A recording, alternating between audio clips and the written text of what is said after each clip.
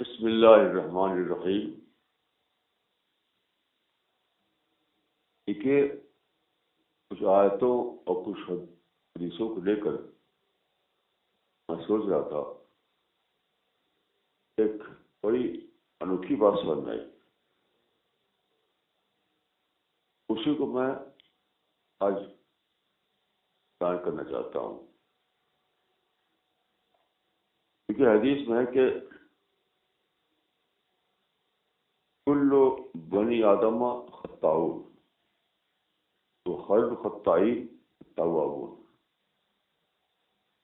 تو خطا میں اور توبہ میں لاجیکل لنک ہے. میں مزاج بہت زیادہ ریشنل ہے بچپن سے، لاجیکل اور ریشنل. تو جب تک اس میں ریشنل، جب تک اس کو ریزن آؤٹ نہ کر لوں اور اس میں لاجیکل لنک نہ دریافت کر لوں، تب تک میرا مائنڈ مطمئن نہیں ہوتا. یہ سوال تھا کہ آخر خطا کر کے آدمی توبہ کرتا ہے تو توبہ قبول رہتی ہے، لنک کیا دونوں میں؟ اس پر سوچتا رہا ہوں. پھر میں نے سوچا کہ انسان جب خطا کار ہے، انسان سے طرح طرح کی غلطیاں ہوتی رہتی ہیں، اور ویدک کہا تھا کہ ٹو ارل از ہیومن، بلا خطا کوئی آدمی بچ نہیں سکتا، کر نہیں سکتا. تو میں سوچ رہا تھا کہ قرآن میں ایسی حالت میں انسان کے لیے سب سے زیادہ امید والی آیت، سب سے زیادہ ہوپفل آیت کون سی ہے؟ تو سوچتے سوچتے میری سمجھ میں آیا کہ قرآن کی یہ آیت سب سے زیادہ ہوپفل ہے انسان کے لیے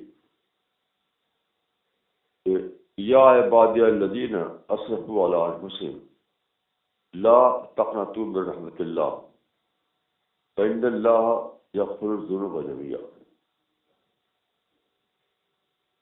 اے میرے بندو جنہوں نے اپنی جان پر ظلم کیا ہے، اللہ کی رحمت سے مایوس نہ ہو، کیونکہ اللہ سارے گناہوں کو معاف کر دیتا ہے،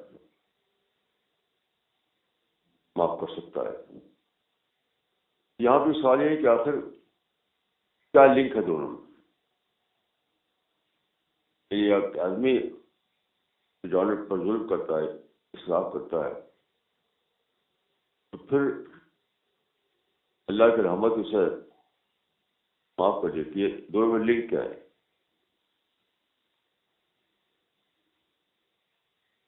صرف ایک قانون کا بیان اگر ہے تو وہ میرے جیسے ریشنل مائنڈ کو مطمئن نہیں کرتا. there must be some logical link. تو اس طرح کی باتیں میں سوچتا رہا. پھر دیکھیے قرآن کی جو پہلی سورہ ہے الحمدللہ رب العالمین الرحمن الرحیم.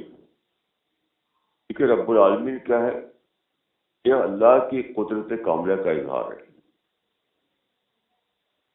اس کے فوراً آتا ہے تو وہ رحم والا ہر رحمت والا ہے. تو دونوں میں کیا لنک ہے؟ عام آدمی کو یہ بات کچھ انوکھی لگے گی، لیکن میرے جیسے ریشنل مائنڈ کے لیے بہت ہی امپورٹنٹ ہے یہ بات.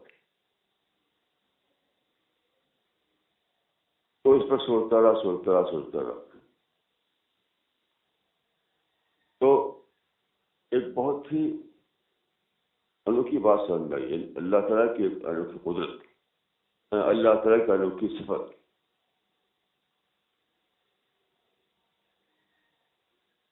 تو وہ اس طرح سمجھ میں آئی کہ کچھ واقعات مجھے یاد آئے. کچھ واقعات آپ جب سوچتے ہیں تو کچھ واقعات کے حوالے سے آپ کا مائنڈ جو ہے زیادہ کلیئر ہوتا ہے، باتیں زیادہ سمجھ آتی ہیں. مثلا دیکھیے، جب میں اپنے گاؤں بڑھیا میں رہتا تھا تو آزادی سے پہلے یعنی ہم لوگ زمیندار تھے. تو زمینداری اس زمانے میں بہت بڑی چیز ہوتی تھی کہ زمیندار اپنے علاقے کا حاکم ہوتا تھا. آزادی کے بعد یہ ختم ہو گیا جب ہماری زمینداری عوامی شریف کر دی گئی. تو مجھے یاد ہے وہ منظر کہ ایک زمیندار ہمارے گاؤں کے، وہ خود میری فیملی میں کے ایک ممبر تھے جو زمینداری کا کام کرتے تھے.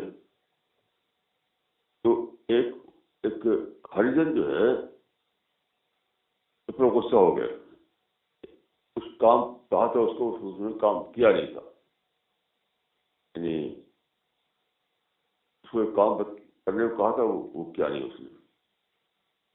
تو اس کو بلوایا انہوں نے، اپنا جو ان کا جو مینیجر تھا اس کو بلا بھیج کے بلوایا. وہ آیا تو کہا کہ تم نے کام تو نہیں کیا.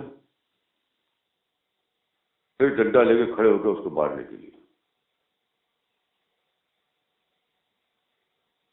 تو وہ جو تھا اپنی پیٹھ جھکا کر بیٹھ گیا، یہ پیٹھ سامنے کر دیا اور کرتا بھی اتار دیا، پوری پیٹھ سامنے کر دی اور دیہاتی زبان میں کہا کہ لا بابو مارا. مطلب یہ تھا کہ سرکار ماریے، آپ مارنا چاہتے ہیں تو میں نے اپنی آنکھوں سے دیکھا کہ وہ ڈنڈا اس زمیندار کے ہاتھ سے چھوٹ گر پڑا. مار نہیں سکا اس کے بعد وہ. یہ منظر آج تک میرے آنکھوں کے سامنے ہے. تو اس کی توجہ کرنے لگا میں. اس کی توجہ یہ ہے کہ وہ جو ہریجن تھا اس نے اپنے آپ کو عیش کی آخری حد پر پہنچا دیا، عیش کی آخری حد. اور دوسری طرف زمیندار کا جو قدرت ہے، اس کا جو اقتدار ہے، اس کا پاور ہے، وہ بھی اپنی آخر تک پہنچ گیا. چاہے تو مارے، کوئی اس کو روکنے والا نہیں.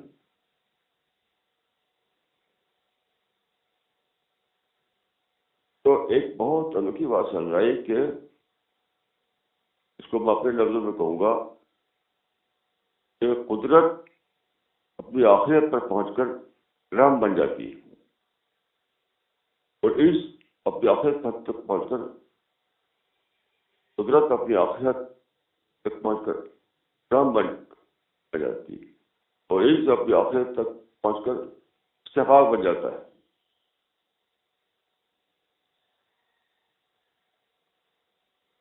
یعنی power when reaches to its last extent, it becomes mercy, and powerlessness when reaches to its last extent becomes determination. یہ بہت عجیب فطرت کا قانون ہے.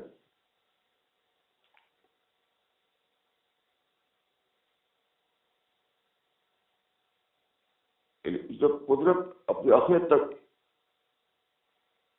اپنے آخری حد تک پہنچے تو وہ رحم میں تبدیل ہو جاتی، پھر اظہار نہیں کر سکتی قدرت. اور جب عید اپنی آخرت تک پہنچ جائے تو وہ استحقاق بن جاتا ہے. مجرد اس کی بنا پر اس کو معافی کا حق مل جاتا ہے.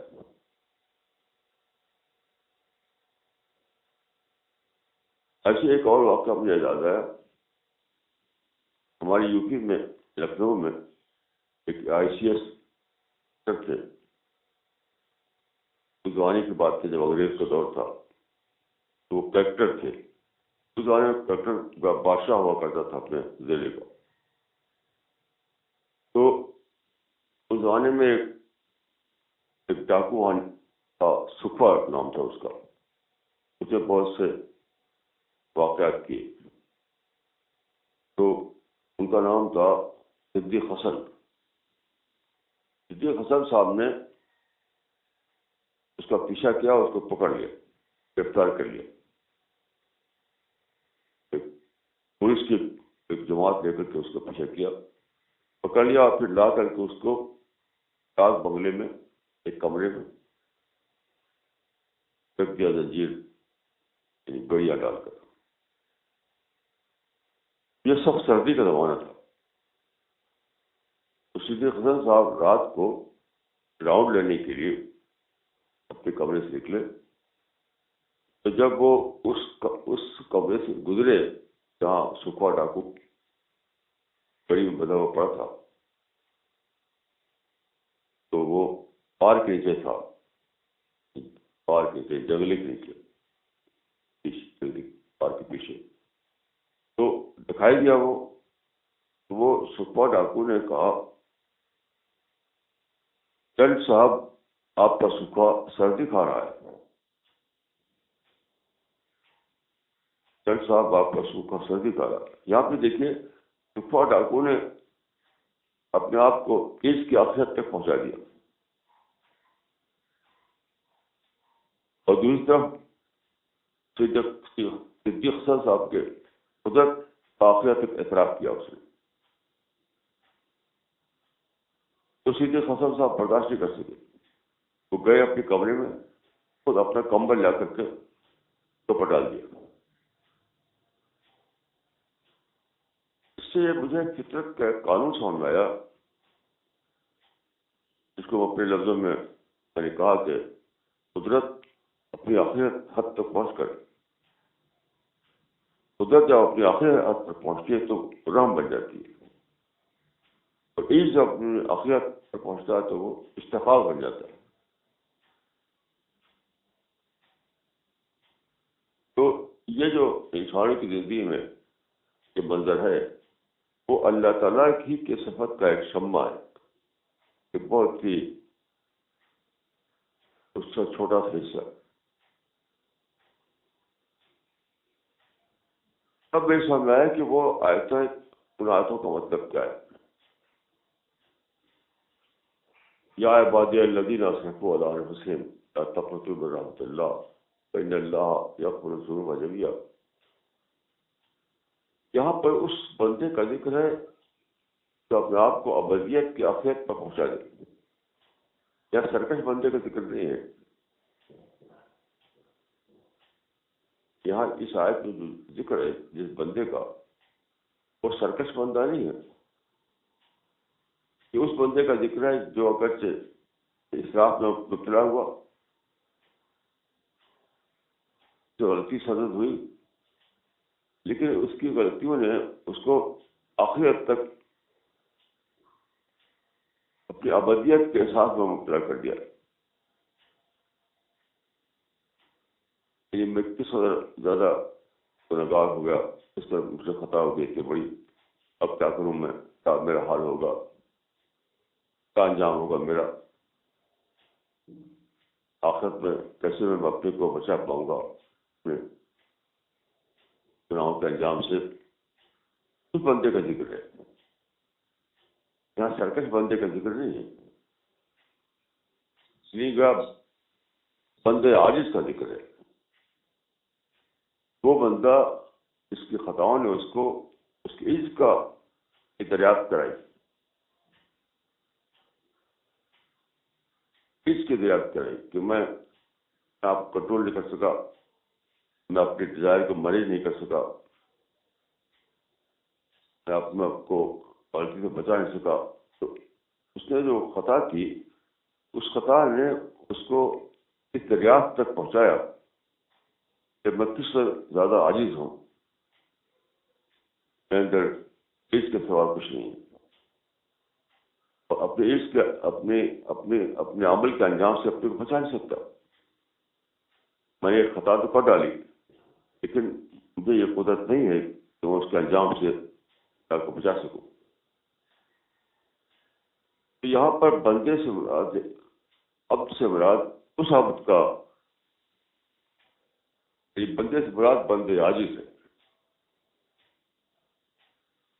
بندے سرکش نہیں ہے۔ تو جب بندہ اپنے آپ کو اس کی آخرت پہنچا دے تو کمانے کیا ہے، اس نے خالق کے قادر مطلق ہونے کا اعتراف کیا کہ خدا ہی مجھے بچا سکتا ہے اور کوئی بچانے والا نہیں۔ اب میں اس حالت میں مبتلا ہو چکا ہوں، میں نہ خود اپنے آپ کو بچا سکتا نہ کوئی دوسرا مجھے بچا سکتا، صرف اللہ بچا سکتا ہے۔ یہ وہ حالت ہے جب کہ ایک طرف یہ حالت ہے جب کہ دو ایکسٹینٹ وجود میں آتا ہے، ایک طرف چیز کامل کا ایکسٹینٹ اور دوسری طرف قادر مطلق کا ایکسٹینٹ۔ ایک طرف عاجز کامل ہے اور دوسری طرف قادر مطلق ہے۔ کہ جب کوئی بندہ شعور کے اس نوبت کو پہنچے کہ یہ صورتحال انسان کے شعور سے پیدا ہوتی ہے، انسان ایک طرف اپنے عاجز مطلق ہونے کو دریافت کرتا ہے اور دوسری طرف وہ اللہ کے قادر مطلق ہونے کو دریافت کرتا ہے۔ تو جب کسی کا شعور اتنا بڑھ جائے کہ یہ دو اسٹیل پیدا ہو جائے تو وہاں پر دیکھیے قادر مطلق جو ہے وہ نہیں میں مطلق بن جاتا ہے، اور دوسری طرف جو عاجز مطلق ہے وہ مستحق کا مطلق بن جاتا ہے۔ تو جس طرح سے وہ زمیندار کا تحمل نہیں کر سکا، اس کو افورڈ نہیں کر سکا کہ جب ہریجن نے اپنے آپ کو اس حد تک اس آخری حد تک پہنچا دیا تو اس کو مارے وہ، یعنی قادر انسان سرکش کو مار سکتا ہے، عاجز کو نہیں مار سکتا۔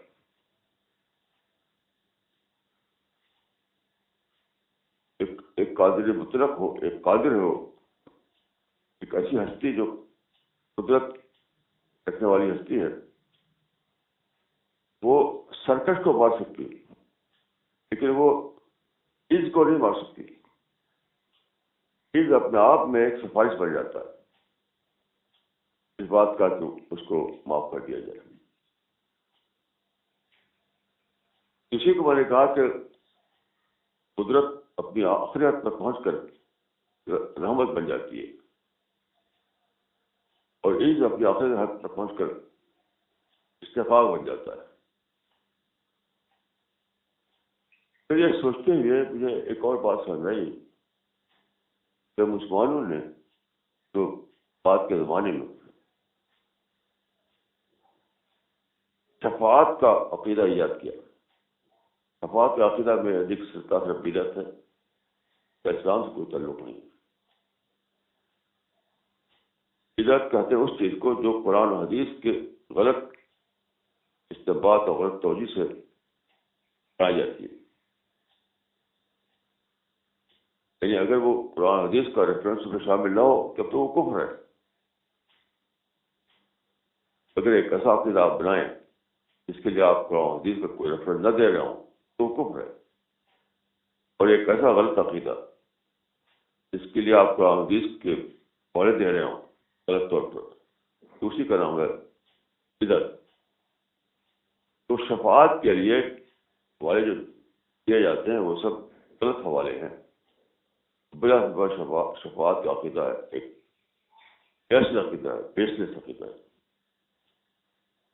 تو دیکھیے یہ بہت ہی نازک بات ہے، اس کو سوچیے آپ حضرات۔ اس شفاعت کے عقیدے نے مسلمانوں کو دو بہت بڑی نعمتوں سے محروم کر دیا،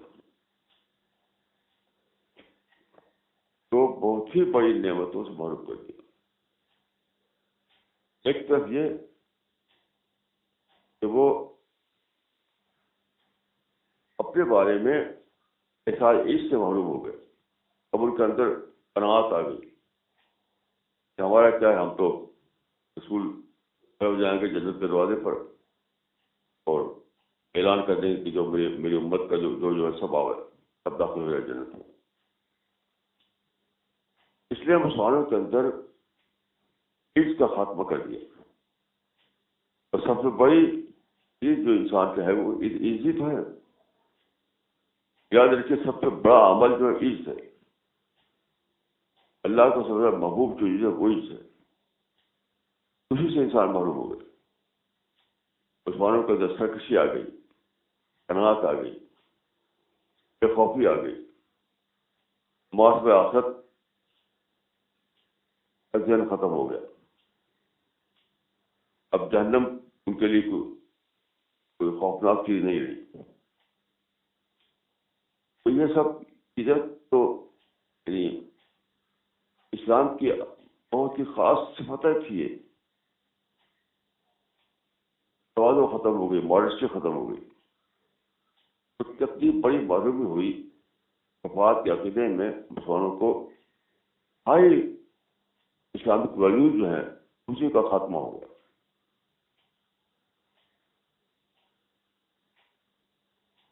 کیونکہ دیکھیے حدیث میں ہے کہ اگر بندہ گناہ نہ کرے، اگر یہ جو انسان ہے اگر یہ گناہ نہ کرے تو اللہ تعالیٰ ایک اور مخلوق پیدا کرے گا جو گناہ کرے اور معافی مانگے۔ اس کا مطلب کیا ہے؟ انسان کو وہ بندے پسند ہی نہیں ہیں جو اس سے خالی ہو۔ گناہ نہ کرنے کے معنی ہے کہ آپ کے اندر قناعت آ گئی، میرا معاملہ تو بالکل پکا ہے، مجھ سے تو کبھی اولا کبھی فوت نہیں ہوئی، مجھ سے تو کبھی یہ نہیں ہوا کہ وہ نہیں ہوا۔ یہ نفسیات اللہ کو مطلوب ہی نہیں۔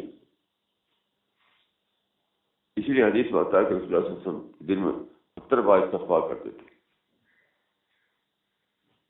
انسان اللہ تعالیٰ کو وہ انسان پسند ہے جو احساس عز میں مبتلا ہو، وہ استغفار کرے، وہ توبہ کرے، وہ معافی کے طالب ہو۔ تو اللہ تعالیٰ کے نزدیک جو محبوب صفت ہے انسان کی وہ عز ہے۔ اور مسلمان اپنے اس عقیدے کی بنا پر ہمارا معاملہ تو پکا ہے، ہماری تو شفاعت ہو جائے گی ضرور، اس بنا پر وہ اس سے خالی ہو گئے۔ یہ سب سے بڑی جو اسلامک ویلیو ہے وہی اس کے اندر ختم ہو گئی۔ دوسرا کیا ہوا کہ اللہ تعالیٰ کی ایک عام ترین صفت سے خبر ہو گئے۔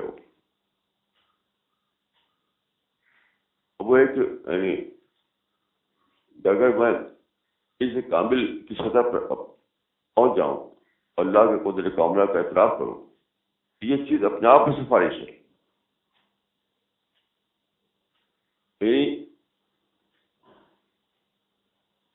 مغفرت کی جو سب سے بڑی سفارش ہے خود انسان کا احساس عز اور عاجز متق بن کر کے اللہ سے معافی کی درخواست کرنا، یہ سب سے بڑی سفارش۔ وہ نہیں ہے کہ پیغمبر کھڑے ہو جائے جنت کے گیٹ پر سب میری امت کے سب لوگ چلے جنت میں، وہ سفارش نہیں ہے، وہ ریکمنڈیشن نہیں ہے۔ سب سے بڑی چیز جو انسان کے کام آنے والی ہے آخرت میں وہ یہ کہ وہ اسے احساس عز کے ساتھ زندگی گزاری ہو اس نے، اور اس احساس عز نے اس کے اندر سے دعائیں اس کے اندر نکلی ہوں، ذکر نکلا ہو، اللہ کے قدر کام، اللہ کے قادر مطلق ہونے کے اعتراف نکلا ہو اس سے۔ اس طرح کی جو شخصیت ہے وہی سب سے بڑی سفارش ہے کہ آخرت میں اس کی معافی دی جائے۔ مسلمان اسی سے معروف ہو گئے، شفاعت کا عقیدہ ایجاد کرتے۔ یہ بہت ہی عجیب بات ہے، اور پھر نتیجہ اس کا کیا ہوا؟ قساوت۔ کا جو نتیجہ آخر ہوا قساوت. جب عشق نکل جائے گا تو کیا آئے گی؟ عشق نکل جائے گا تو توازو ختم ہو جائے گی. توازو ختم ہوئی تو قساوت آ گئی. تو اس زمانے کے مسلمانوں کا کیس جو ہے قساوت کا کیس ہے. قساوت کا کیس ہے. ابھی جو ہمارے ساتھی نے کہا کہ خلا میں نماز کی خبر آئی اخبار میں، تو علماء میں بات چل رہی تھی کہ وہاں نماز کیسے پڑھے گی. تمہارے بات کو 10 دن میں 60 بار، دن میں 80 بار پڑھنا پڑے گا. اس پر مسئلے نکالے جانے لگے، اس پر فتوے دیے جانے لگے کہ روزانہ 24 گھنٹے کا 80 بار نماز. یہ سب قساوت کی بات ہے. یہ سب قساوت کی بات ہے. تو مسلمانوں میں یہ جو آیا بات کا عقیدہ، مبتدعانہ عقیدہ، اس نے مسلمانوں سے تمام اعلیٰ صفتیں چھین لی. اعلیٰ صفتیں چھین لی. دیکھیے میں نے ایک کتاب پڑھی تھی سپر اچیورس کے بارے میں، بہت زیادہ کامیابی حاصل کرنے والے کے بارے میں. تو اس میں تھا کہ جتنے بھی سپر اچیورس تھے وہ سب کے سب کس کنٹینٹ کی نفسیات سے مبتلا تھے. کس کنٹینٹ یعنی عدم قناعت. عدم قناعت. تو عدم قناعت یا ڈس کنٹینٹ جو ہے وہ آدمی کے لیے ترقی کا محرک بنتا ہے. ترقی کے لیے آدمی کو موٹیویٹ کرتا ہے. تو یہی آخرت کا معاملہ بھی ہے. آخرت کے معاملے میں وہی ترقی کرے گا جو جس کنٹینٹ کی نفسیات مبتلا ہو. عدم قناعت، مجھ سے کچھ نہیں ہوا، میرا معاملہ آخرت میں کیا ہوگا، نہ تو کوئی عمل کو میرے پاس سرمایہ نہیں، جب اللہ کی رحمت کا میرے پاس اللہ میری رحمت کرے تو میری نجات ہوگی، ورنہ میری نجات کا کوئی امکان نہیں. یہ ہے عدم قناعت. ڈس کنٹینٹ. تو ڈس کنٹینٹ کی نفسیات جو ہے دنیا کے لیے بھی ترقی کا خزینہ ہے اور آخرت کے لیے بھی ترقی کا خزینہ ہے. مگر شفاعت کا جو عقیدہ ہے وہ ڈس کنٹینٹ کی نفسیات ختم کر دیتا ہے.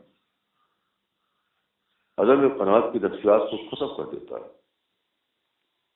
اب غور کیجیے کہ اس بندے کے اندر اس کنٹینٹ ختم ہو جائے، عدم قناعت ختم ہو جائے، تو اس کا نفسیات یہ بن جائے کہ میرا معاملہ تو پکا ہے، یہ تو آخرت میں کسی اندیشے کا اندیشانی میرے لیے آخرت میں. یہ تو بدترین نفسیات ہے. یہ بدترین نفسیات ہے.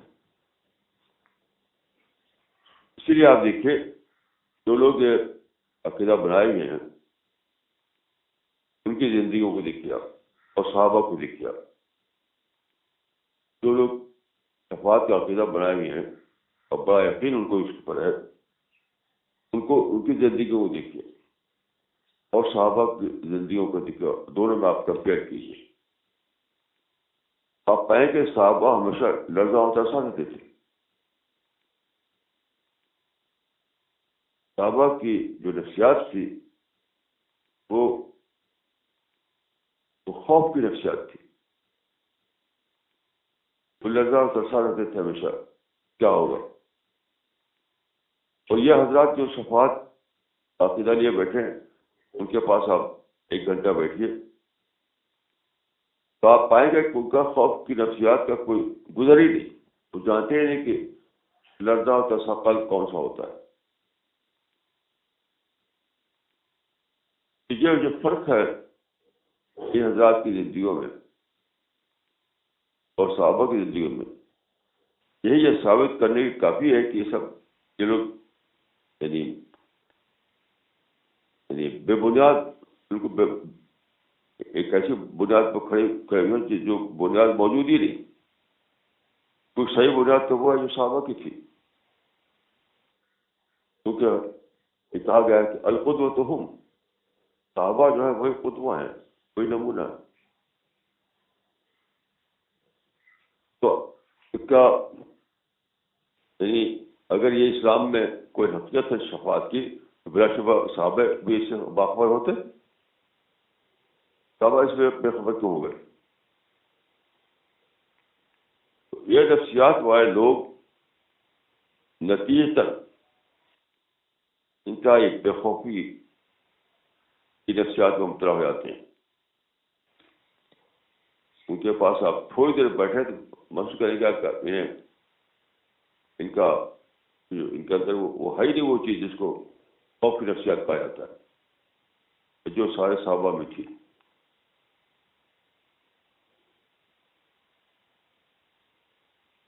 یہ چیز یہ ثابت کرنے کا بھی ہے کہ شفاعت کا عقیدہ باطل ہے، اصل ہے، کوئی حقیقت اس کے نہیں، کیونکہ صحابہ کی زندگیوں سے اس کا کوئی ثبوت نہیں ملتا.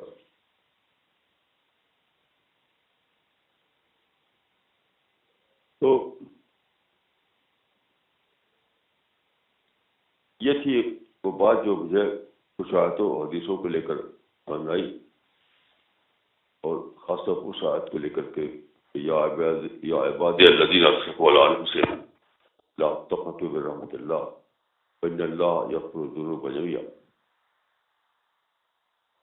تو ان آیتوں کو لے کے یہ بڑی انوکھی حقیقت معلوم ہوئی کہ قدرت جب اپنی آخری انتہا پر پہنچ جائے تو رحمت بن جاتی ہے، اور عز جب اپنی آخری انتہا پر پہنچ جائے تو وہ استحقاق بن جاتا ہے.